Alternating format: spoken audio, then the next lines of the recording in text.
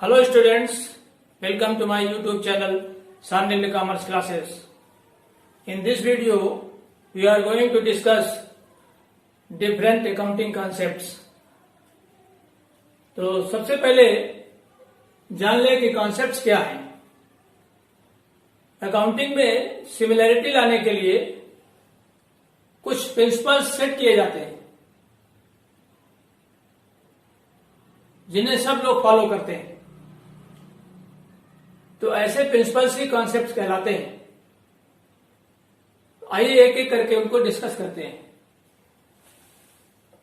Number 1, business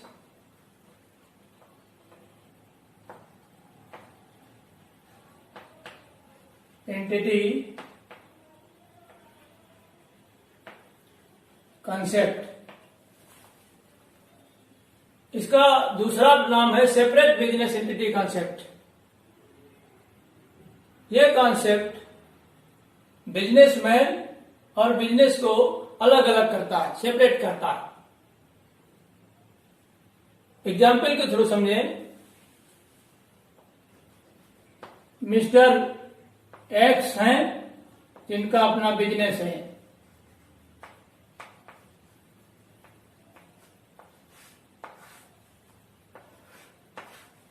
तो mister x अलग होंगे और इनका बिजनेस अलग होगा।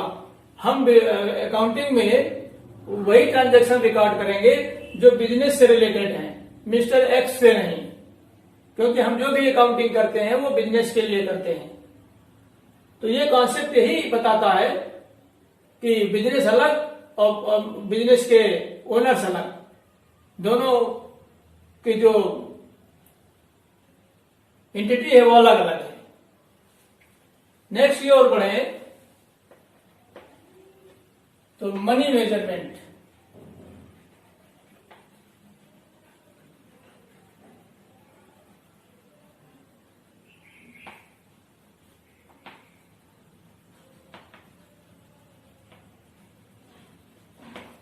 यह कॉन्सेप्ट हमको यह बताता है कि हमको बिजनेस में उन्हीं ट्रांजैक्शन को रिकॉर्ड करना है जिनका मनी मेजरमेंट हो सकता है।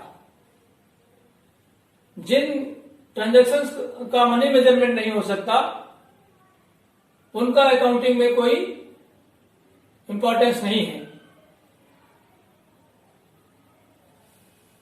तो नेक्स्ट की ओर बढ़े। समझ गए होंगे आप शायद ड्यूअल एस्पेक्ट्स।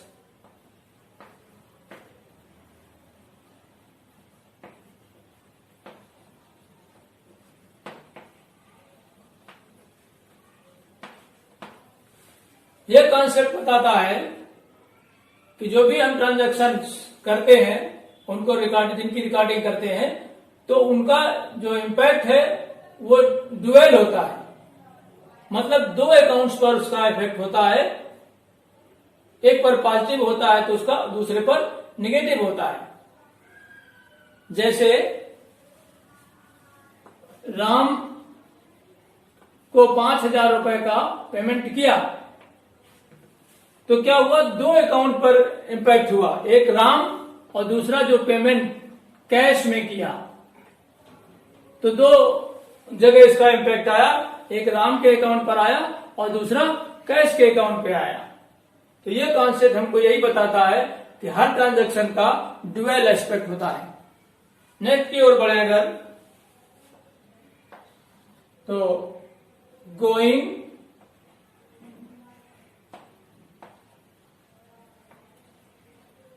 Concern concept.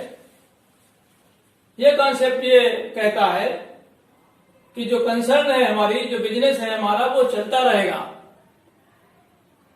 अनिश्चित काल के लिए। कभी कभी लॉस हो जाने पर बिजनेस बंद भी हो सकता है, लेकिन यह कॉन्सेप्ट हमें यह कहता है कि बंद नहीं होगा, हम उस लॉस को रिकवर करेंगे, प्रॉफिट में कन्वर्ट करेंगे और बिजनेस इसी तरह से चलता रहेगा। ये कॉन्सेप्ट हमको ये बताता है। नेक्स्ट की ओर बढ़े कास्ट कॉन्सेप्ट। यह कॉन्सेप्ट कास्ट पर ज्यादा जोर देता है, मतलब जो भी ट्रांजैक्शन रिकॉर्ड किए जाए उनकी एक्चुअल कास्ट को रिकॉर्ड किया जाए। इसको भी एग्जाम्पल के थ्रू समझें कि कोई मशीन हमने परचेज की जिसकी का कीमत 50,000 थी और उसके इंस्टॉलेशन पर उसको अपने यहाँ चालू हालत में करने के लिए जो खर्च हुए वो 10,000 थे, टोटल हो गया 60,000। तो हमारे अकाउंटिंग पर्पस के लिए ये अमाउंट यूजफुल नहीं है, ये है, क्योंकि कॉन्सेप्ट हमारा कहता है कास्ट को लिया जाए अकाउंटिंग में। तो हमारे यूज के लिए जब तैयार हुई ये मशीन तब इसकी कास्ट 60,000 थी, तो इसी को रिकॉर्ड में लिया जाए। ठीक है, आप समझ गए होंगे अब शायद। तो नेक्स्ट की ओर बढ़े। 6 है matching cost and revenue concept. ये कॉन्सेप्ट ये बता इस पर बेस है कि जो रेवेन्यू है हमारी और जो कास्ट है इसकी मैचिंग पर बेस है। मैचिंग क्यों? मैचिंग इसलिए क्योंकि रेवेन्यू और कास्ट को मैचिंग करके ही तो हमको प्रॉफिट एंड लॉस का पता चलता है। रेवेन्यू ज्यादा है तो प्रॉफिट है, रेवेन्यू कम है तो लॉस है। तो जो अकाउंटिंग है हमारी इसी मैचिंग कास्ट और रेवेन्यू पर ही बेस है। नेक्स्ट की ओर बढ़े तो रेवेन्यू रियलाइजेशन कॉन्सेप्ट। ये कॉन्सेप्ट हमको ये बताता है कि हमको उस रेवेन्यू को रिकॉर्ड में लेना है जो रियलाइजेशन इसका हो गया है या फिर होने वाला है। होने वाले से क्या मतलब है? ऐसी कोई रेवेन्यू जो हमको मिल गई है वो तो मिल गई, लेकिन जो मिलने वाली है, मिलने वाली मतलब हमने जिसकी सर्विसेज प्रोवाइड कर दी है, अभी वो रेवेन्यू रिसीव नहीं हुआ है हमको, लेकिन हमने सर्विसेज तो प्रोवाइड कर दी है, मतलब रिसीव होना तय हो गया है, तो वो भी रिकॉर्ड में ले लिया जाएगा। ये कॉन्सेप्ट हमको यही बताता है कि जो रिसीव हो गई है या जो रिसीव होने वाली है, इन दोनों को अकाउंटिंग में लिया जाए। नेक्स्ट की ओर बढ़े तो वेरिएबल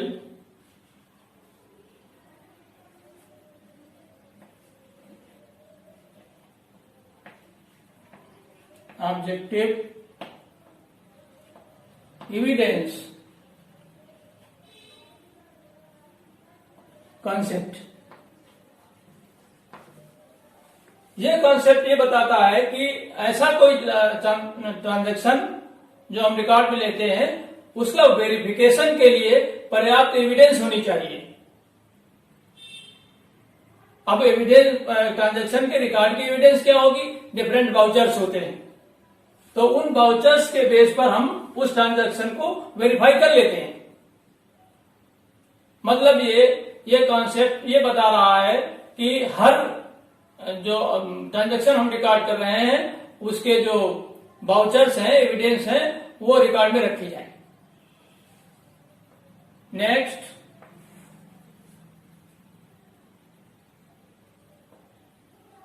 अकाउंटिंग पीरियड कॉन्सेप्ट।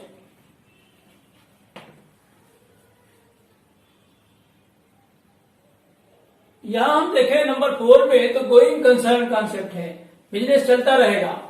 वहां भी हमने बताया था कि एक पर्टिकुलर टाइम सेट कर लिया जाता है जिसमें हम अपना अकाउंटिंग करते हैं और प्रॉफिट एंड लॉस और फाइनेंशियल पोजीशन पता लगाते हैं।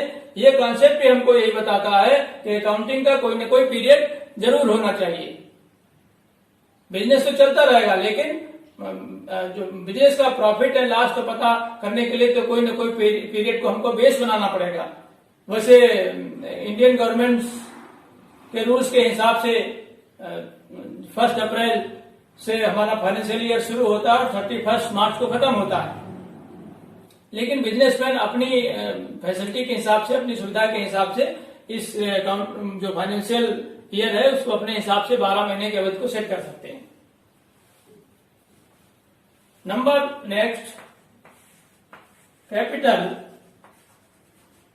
कॉन्सेप्ट। ये कॉन्सेप्ट हमको बताता है कि जो बिजनेसमैन ने, जो ओनर्स ने जो इन्वेस्ट किया है बिजनेस को सेट करने के लिए, वो बिजनेस के लिए हमेशा कैपिटल बनी रहेगी। जैसे इसी एग्जाम्पल में समझ लें, मिस्टर एक्स ने 5 लाख रुपए इन्वेस्ट किए थे, तो ये 5 लाख रुपए जो है वो बिजनेस की लायबिलिटी बनी रहेगी और उसको कैपिटल में दिखाया जाएगा। मतलब ये कैपिटल है जो स्टार्टिंग में पैसा लगाया है इन्होंने, ये बिजनेस की कैपिटल है और इसको हमेशा कैपिटल की तरह ही ट्रीट किया जाएगा। ये हमारा कैपिटल कॉन्सेप्ट कहलाता है। तो ये कुछ मेन कॉन्सेप्ट थे। आई थिंक आप लोग समझ गए होंगे। आप कॉन्सेप्ट्स इनको डिस्कस करना जरूरी था, क्योंकि अकाउंटिंग को समझने के लिए अकाउंटिंग के कॉन्सेप्ट्स समझना बहुत जरूरी था। तो फिर इस वीडियो के लिए इतना ही। मिलते हैं नेक्स्ट वीडियो में, तब तक पढ़ते रहिए, मस्त रहिए।